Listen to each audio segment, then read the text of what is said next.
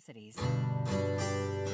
He was also a member of the Jewish Board of Guardians, now the Jewish Board of Family and Children's Services. Known for his studies of one-child families, the meanings of play, and the effects of television violence on children's dreams, his views were often presented in the media, as well as in the Psychoanalytic Study of the Child, a journal he edited since the 1970s. I did not know of the study's existence until the early 1980s because so much about it was kept secret. It's still news to some of my colleagues and friends, and to many in society who trust professionals to act in their best interests. Information on the infant twins' earliest days prior to placement and the data that were later gathered on them continued to be shrouded in secrecy. Prior to his death in 2008, in 1990, Neubauer's research material was deposited in the Yale University archives to be concealed until 2065. The year 2066 is widely cited, but it is actually on October 18, 2065, that the copyright passes to Yale University, and on October 25, 2065, that the records can be released. The collection includes 66 boxes of material. Some of Neubauer's former associates and others positioned to address the twins' grievances refused to speak on the record. The twins' adoption histories, bequeathed to Spence Chapin Services after LWS closed its doors in 2004, have been difficult, if not impossible, for the twins to obtain. According to many people I spoke with, the Jewish Board of Family and Children's Services has placed innumerable barriers between the twins and their study records.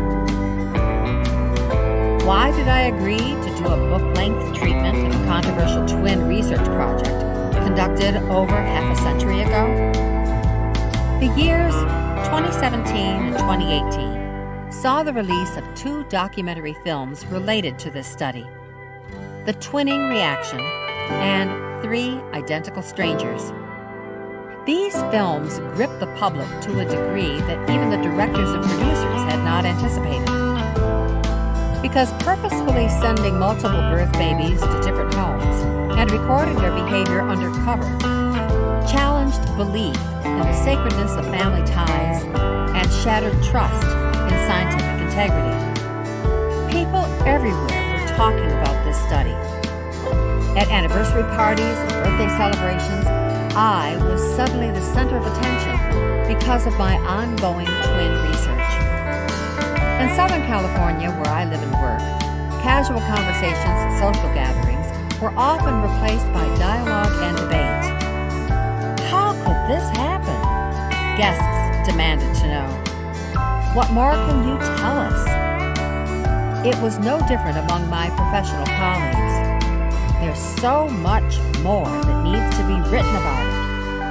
I wondered if you had been consulted. There is a lot more to say about the twins from this study, as well as its origins, methods, challenges, and outcomes that 50 to 90-minute films cannot capture. In the weeks following their release, people insisted that I was the best person to write a book because of my past association with the Minnesota study of twins reared apart, and my more recent work with switched-at-birth twin pairs and young Chinese twins adopted apart. Lori Shinseki, director of The Twinning Reaction, was especially encouraging and offered to make many of her materials available.